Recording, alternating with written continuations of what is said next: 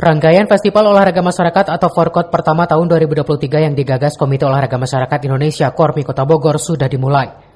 Induk Organisasi Olahraga atau Inorga Komunitas Bepers Indonesia memulai lomba dengan melibatkan 30 peserta dari 5 rumah sehat di lapangan futsal Bogor Baru Blok F akhir pekan kemarin.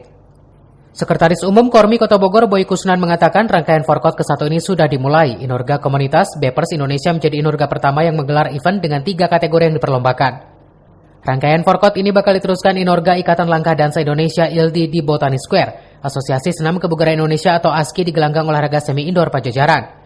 Adapun puncak acara Forkot bakal digelar di Gelanggang Olahraga Pajajaran pada tanggal 25 November mendatang. Kita memulai rangkaian Festival Olahraga Kota Bogor, dimulai dengan Inorga Komunitas Bepers Indonesia. Dan sekarang ada 5 rumah sehat yang berserta dengan peserta kurang lebih di 30 orang dan 3 kategori lomba.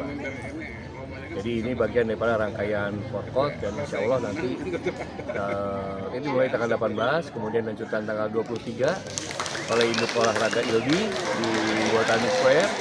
Hari Jumat tanggal 24 dengan Inorga ASKI, kemudian tanggal 25 itu acara puncak Festival Olahraga Kota diikuti oleh 14 induk olahraga gabungan di GOR Pajajaran.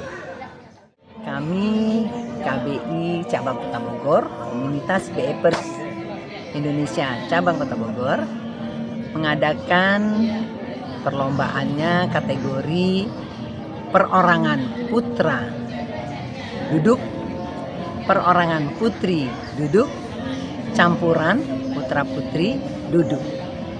Baru 3 saja kami melakukan. Padahal sebenarnya ada 3 cara untuk dalam berbioenergi power ini.